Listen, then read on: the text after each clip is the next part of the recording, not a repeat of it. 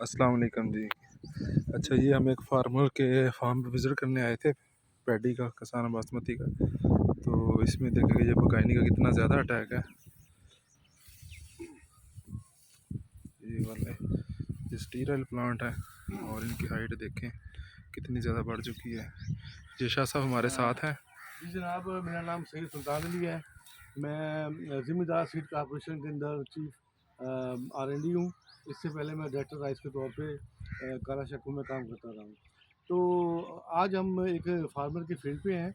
यहाँ पे आप देख सकते हैं कि उसने किसान बासमती लगाई हुई है और इसके अंदर आप देखें कि ये मेरे सामने आप देखें पौधे और इस तरह के बेशुमार पौधे आप देख सकते हैं कि ये तकरीबन 5-10% जो है ना ये बेकानी के पौधे हैं। ये बेकानी के पौधे ये होती क्या है बेकानी? ये एक ऐसी बीमारी है जो एक फंगस है फ्यूजेरियम मोनिली फॉर्मस। उसकी उसकी ये जो है ना वो एक फंगस है जिससे ये बीमारी पैदा होती है। इस बीमारी का होता क्या है कि इसमें जो कुछ जो शाखें हैं पौधे की वो लंबी हो जाती हैं क्योंकि इसके अंदर एक केमिकल होता है जिब्रालिन। वो जिब्रालिन की मिकदार जो है वो बढ़ जाती है नेचुरली। उसके बढ़ने से क्या होता है कि पौधे की कुछ शाखें लंबी हो जाती हैं और आहिस्ता आहिस्ता पौधा जो है वो निचली साइड से पत्ते जो है ना वो सूखने शुरू होते हैं और ऊपर की तरफ जो है ना वो सूखते जाते हैं और आखिर में पौधा सारा का सारा सूख जाता है। और जो पौधे की नीचे वाली जड़ें जड़ें होती हैं या गांठें होती हैं वहाँ से पौधा गल सड़ जाता है और वहाँ से जब गल सड़ जाता है तो इसके ऊपर सफ़ेद रंग की जो है ना वो फफूंदी सी जम जाती है जिसके अंदर लाखों करोड़ों जो है ना वो स्पोर्स होते हैं। और ये स्पोर्स जो है वो इन बीमार पौधों से फिर जो तंदुरुस्त पौधे हैं वहाँ पे चले जाते हैं और उनको बीमार कर देते हैं।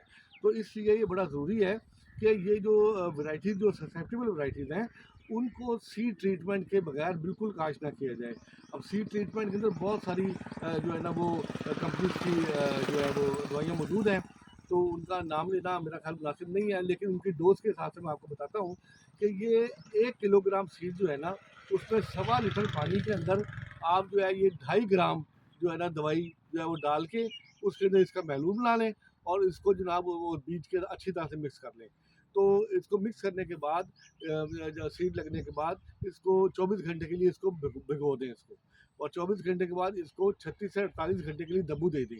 तो दब्बू देने के बाद जब वो अंगूरी मार लेगा सीड तो फिर आप जो है ना उसको मुंतकिल करें फील्ड के अंदर, छटा दें उसका जो है ना, तो उससे आपकी फसल जो है तंदुरुस्त होगी। लेकिन होता क्या है, ये बीज आता कैसे है?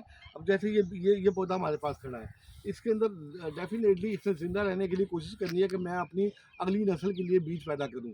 तो ये बीज पैदा करेगा, इसके ऊपर कुछ पौधों कुछ शाखों के ऊपर बीज पैदा हो जाएगा। ये जो बीज है, ये मुतासरा बीज है। इसका जब हम बीज हार्वेस्ट कर लेंगे और इससे अगली फसल लगाएँगे तो ये खेतों में ये मुंतकिल हो जाएगा।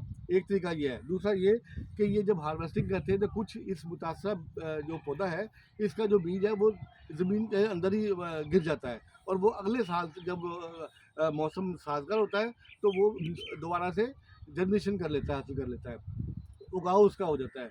तो ये बड़ा ज़रूरी है कि अगर हम बीज पाक और साफ बनाना चाहते हैं तो नंबर 1 चीज़ ये है कि आप जो मंजूर शुदा अक़साम हैं उनके अंदर से वो किस्म लगाएँ जिसके अंदर ये बेकानी डिज़ीज़ नहीं आती।